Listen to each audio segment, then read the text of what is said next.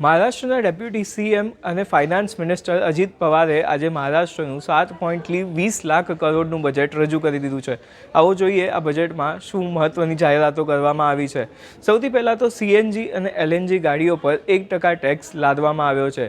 એની સાથે જ 30 લાખથી વધુની કિંમતની ઇલેક્ટ્રોનિક વાહનો છે, ગાડીઓ છે, તેના પર પણ 6% મોટર વ્હીકલ ટેક્સ લાદવામાં આવશે તેવી જાહેરાત તેમણે કરી છે। એટલે કે હવે મહારાષ્ટ્રમાં વાહન લેવું મોંઘું પડશે।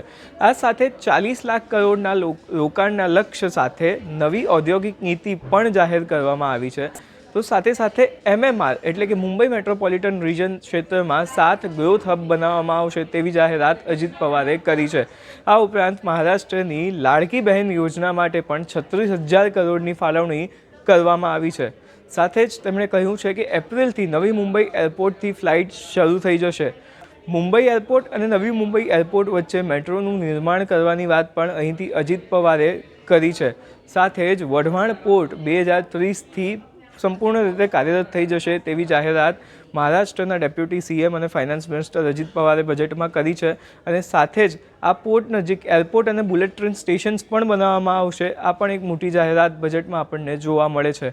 આ સાથે જ રાજ્યમાં હેલ્થ અને સિનિયર સિટીઝન માટે નવી પોલિસી બનાવવામાં આવશે અને 45 પર્યટન સ્થળોએ રોપવેનું પણ નિર્માણ કરવામાં આવશે તેવી જાહેરાત અજીત પવારે આ બજેટમાં કરી છે।